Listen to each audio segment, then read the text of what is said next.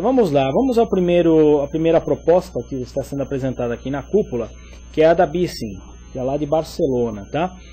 O esquema da Bicing em Barcelona é o que? É aluguel de bicicletas que reduz a emissão de CO2, né, de gás carbônico, já economizou, já reduzindo 960 toneladas durante os primeiros 6 meses de operação. Olha que legal, né?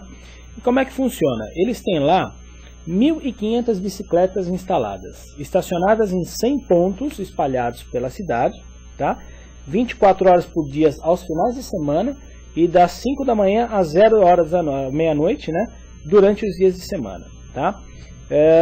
Cada locação possui um período de 30 minutos de uso, a um custo mais baixo, e conforme o tempo vai passando, esse custo vai se elevando, tá?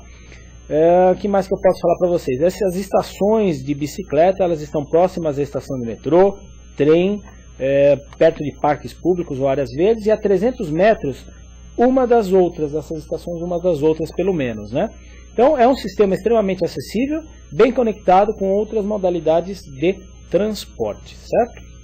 Então, para você ter uma ideia, exatamente, o que eles estão fazendo agora, nesse exato momento, tá? Viram que o sucesso é muito grande. Vou comentar um pouquinho do Rio de Janeiro sobre essa proposta aqui, tá? A cidade reforçou esse potencial, já estão construindo 7.000 novas estações de bicicleta, olha que coisa interessante, hein? Que somados à infraestrutura existente, eles terão cerca de 15.000 estações em toda a cidade, olha que coisa. O limite de velocidade é 30 km por hora, isso nas vias normais, né? E nas novas ciclovias vai ser de 22 km por hora. Que isso vai ser somado a 128 km já existentes na cidade de Barcelona, tá? Resultado: 2 milhões de aluguéis nos últimos 6 meses, né? 2 milhões de aluguéis, que corresponde a 6 milhões de quilômetros de percurso. Principais usuários de 25 a 35 anos, 50% homens, 50% mulheres. 57% desses usuários fazem o percurso por razões profissionais. Olha que coisa legal, né? Nós tivemos aqui, vamos ver aqui, eu queria ver a parte de valores, eles não estão falando aqui, mas vamos falar um pouquinho sobre a redução das emissões. Foram 960 toneladas de gás carbônico que deixaram de ser emitidas, tá? E a ideia é que isso vai, com o aumento, né, das bicicletas e da estrutura, isso com certeza vai aumentar, não é isso? Pra você ter uma ideia, como é que foi feita a implementação? Olha aqui começa a diferença entre Brasil e Europa, né? Como é que eles conseguiram implementar essa ideia? Conseguiram implementar com dinheiro financiado de regulamentação de estacionamento, ou seja, o Zona Azul, multas de trânsito, taxas de estacionamento. Então tudo que a prefeitura arrecada com esse tipo de situação é revertido para esse projeto aqui do Bicing, né? Então já está estimado, o contrato, né, de 10 anos está estimado em 22 milhões e 300 mil euros para fazer a implantação desse processo, desse projeto. Mas o principal é um dinheiro que a prefeitura não deveria contar. São multas, são infrações, né? São estacionamentos. E isso é revertido 100% para esse tipo de obra. Igualzinho ao Brasil, né? Se começasse a investir em ciclovia, foi o que a gente estava conversando até com o pessoal da CT, né, Ricardo? As ciclofaixas já foram um começo para poder disseminar isso aqui na cidade de São Paulo. Sim. Então, essa ideia da ciclofaixa é muito bacana, porque está incentivando as famílias, começando pelas famílias, né, a utilizarem a bicicleta.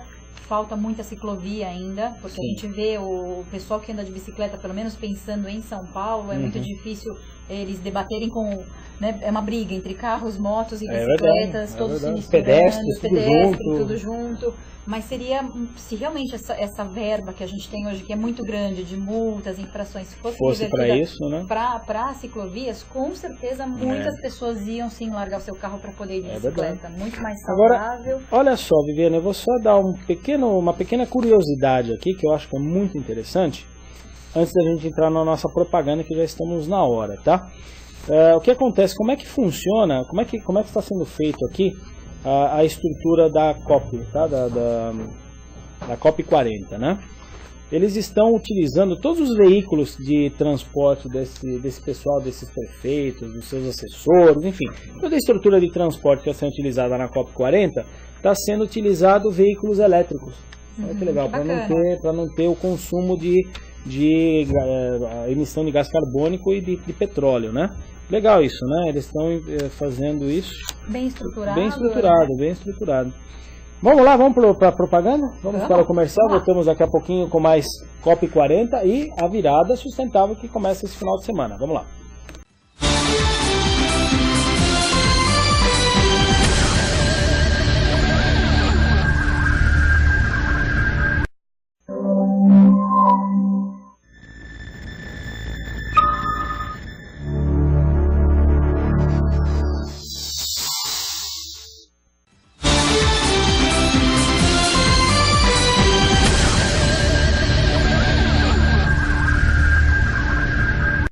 De volta Sustentável SA, programa de número 44.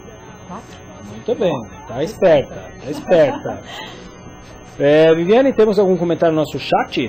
Temos sim, a Solange, ela está comentando aqui que o uso da bicicleta lá na Suíça, que é chamada de velo, é muito grande e lá só se proíbe o tráfego das bicicletas nas rodovias. O mais uso é liberado nas principais vias de acesso também. Certo. Bacana saber. E o Neto está comentando aqui que lá em Alvorada, que é a cidade dele, tem o ciclo-jegue. Olha que bacana. Né? Uma forma inovadora de transporte também que a gente podia adaptar aqui para a nossa realidade de São Paulo. Ciclo-jegue. Não, porque alguns políticos estariam nessa ciclovia aí. Mas essa é a parte boa. Não, melhor não. Nossa, Aliás, Neto, como anda o seu regime forçado do cigarro? Como é que é? Porque ele tinha parado de fumar, não tinha? E ontem foi, né? O Dia Mundial de Combate ao Fumo, né? E aí, como é que foi a sua parte? Continua direitinho, sem fumar, tá tudo certo? Firme e forte. Firme e forte. Deixa eu fazer um comentário aqui do Habitante Verde. A gente estava falando sobre a Copa, Habitante Verde Fabiano Pacó. A gente estava comentando sobre a Copa, o Sim. Ele fez um comentário aqui que para investir precisa planejar por 10, 20 ou 30 anos. Troca de políticas de 4 em 4 anos não permite isso, né? Temos que profissionalizar a gestão das cidades. É verdade. Né? É verdade. E o Valdir Timóteo também faz um comentário com relação às bicicletas que a gente estava falando. Ele fala assim, que nos parques da cidade de São Paulo, os administradores andam de bicicleta ou com um carrinho elétrico. Que legal. Mas é bacana que já dá um exemplo já estão dando disso, exemplo, né?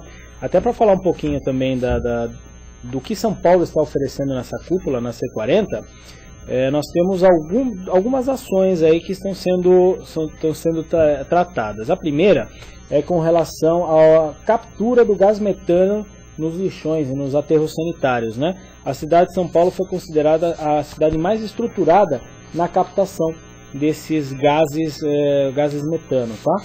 Então, é um exemplo, né, de sucesso que eles vão levar para lá. E também a questão da frota de ônibus a biodiesel e elétricos, tá? Para vocês terem uma ideia, a cidade de São Paulo tem 15 mil ônibus espalhados pela cidade, tá?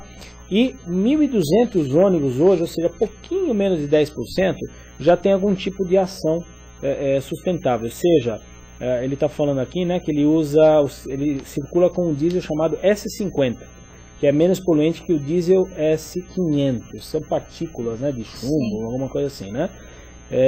Então, olha só, já são 1.200 ônibus que tem essa possibilidade de usar esse diesel, né? E a maioria roda na zona leste da cidade de São Paulo, tá certo? E ainda por cima, nesse S50 já usa 20% de biodiesel. Então ele economiza mais combustível pelo fato de ter essa mistura e emite menos poluentes, né? Menos gás carbônico. Uma coisa que é interessante, Ricardo, que às vezes o pessoal não comenta muito, eu estava pensando agora, a questão dos fretados aqui na cidade de São Paulo, né? Sim. Porque a gente fala muito do meio de transporte coletivo, mas o fretado acabou se tornando uma alternativa de transporte para muitas pessoas, né? E ele emite uma quantidade de gases poluentes muito grande. A gente percebe isso ao circular por grandes avenidas, né? Eles podiam, de repente, né, como sugestão aí, começar a pensar nesse meio de transporte também, né? Sim, com certeza. Como é que fica isso, né? Tem que regulamentar, na verdade, essa questão já deve ter regulamentado, tá? Deve ter algum prazo de entrar. O que ele fala também é o seguinte, olha só, um outro projeto é que 5% dos veículos da CET, da Companhia de Engenharia de Tráfego, vai ser elétrico. Legal, né? Tem que começar vai ser elétrico, a gente pode até comentar com as nossas colegas que vão voltar aqui no programa, né? Volta para comentar sobre isso, né?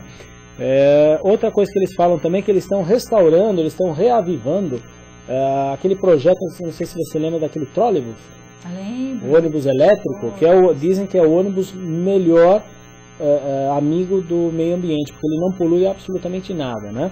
E em gestões anteriores, a prefeitura tinha sucateado essa via de transporte, já tinha vendido uma parte dos ônibus, depois já estava em licitação para vender o restante, aí entrou o Serra, se não me engano, entrou o Kassab, e parou com esse processo e agora está investindo nesse sistema, mas é um sistema mais moderno, não é aquele lá que o ônibus tinha aquela varetinha que soltava e parava o trânsito, não. O ônibus ele tem uma bateria, então se por acaso acontecer alguma coisa com a parte elétrica, ou até mesmo em regiões de centro, né, onde tem muito trânsito, ele liga a bateria para não ter que usar a parte elétrica, que ele fica mais lento, né? Naquela época também acho que tinha uma questão visual, né? Porque tinha uma quantidade de fios espalhados por toda a cidade. A Eletropaulo, ela tá investindo junto, era até perigoso, né? Porque tinha alguns curtos, né? Então acho que agora tá sendo uma coisa mais moderna. Exatamente. Né? Então, olha só, 60% dos veículos de São Paulo, segundo a prefeitura, são veículos novos, tá? Que são mais modernos e menos poluentes.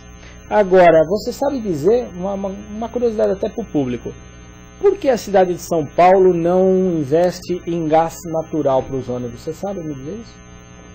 Porque gás natural ele polui menos do que o diesel, não é isso? Sim. Você sabe por quê? Ou alguém do público sabe por que a cidade de São Paulo não investe no gás natural para a frota de ônibus aqui em São Paulo? Por que tem concurso? Vamos ver se alguém fala aí para nós. Se alguém responde, eu tenho a resposta. Se ninguém Cada falar aí, todas as respostas. Se ninguém falar, eu falo, tá certo? Outra coisa agora, outra curiosidade. Qual é a cidade que possui o primeiro biodiesel 100% ecológico? Ou 100% diesel 100% reciclável, renovável? Estamos falando de Brasil? Curitiba, talvez? Acertou, né? Curitiba entrou, olha só, em 2009 ele entrou com um projeto piloto, que ele chama de B100, né, que é o diesel 100% bio. Foi implantado em caráter experimental em 6 ônibus. A frota hoje já tem 24 veículos e até o final de 2012 serão 140. Pra vocês terem uma ideia, reduz em 50% a poluição emitida por esses ônibus em relação ao ônibus comum normal de hoje. Muito legal, né? Curitiba está levando isso também para lá, para C40, tá certo? Alguém descobriu? Eu preciso... ainda não. Puxa vida, hein? Mas eu preciso filosofar aqui de acordo filosofar? com o Neto? O Neto, ele tá inspiradíssimo. Eu acho que é a falta de cigarro. Eu acho que sim. Eu acho que sim, mas foi bom para ele porque serviu de inspiração. É verdade. Para ele refletir. Eu vou ler o que o Neto colocou aqui pra gente. A palavra sustentabilidade caiu na mídia, falada por muitos e entendida por muito poucos. Mais recentemente vem entrando para o setor da construção civil e para o discurso dos gestores das cidades. O fato é que viver de modo sustentável envolve muito mais do que usar energia solar ou banir sacolas plásticas. Envolve mudança de estilo de vida, conhecimento, avanço tecnológico, evolução espiritual e uma nova economia. A sustentabilidade é como a linha do horizonte, serve para nos orientar para caminharmos em direção a ela. Nossa, Neto, você está inspirado hoje. Neto, eu sou capaz de fazer uma entrevista com você. Eu sou capaz de fazer uma ligação para você, fazer uma entrevista direto com você, porque isso daqui representa o que é a sustentabilidade propriamente dita. Aqui, quando a gente faz as pautas, quando a gente faz as pautas aqui do programa, a gente sempre se preocupa em trazer informações do dia a dia que estejam ligadas à sustentabilidade, né? E nós chegamos a uma conclusão que tudo ao nosso redor tem que ter sustentabilidade, né? Tudo não é só, como ele falou, não é só sacolinha plástica, não é só... o que ele fala também aí usar energia solar, não é? Plásticas, é uma mudança de estilo de vida, perfeito, Neto. Parabéns, eu acho que... E até evolução espiritual, isso que é o mais bacana, evolução do ser humano, né? Guarda essa expressão, porque a gente vai usar eu acho que é a expressão que melhor representa a sustentabilidade, o conceito da sustentabilidade. Parabéns, senhor Neto. Parabéns. Continue não fumando, você virou filósofo.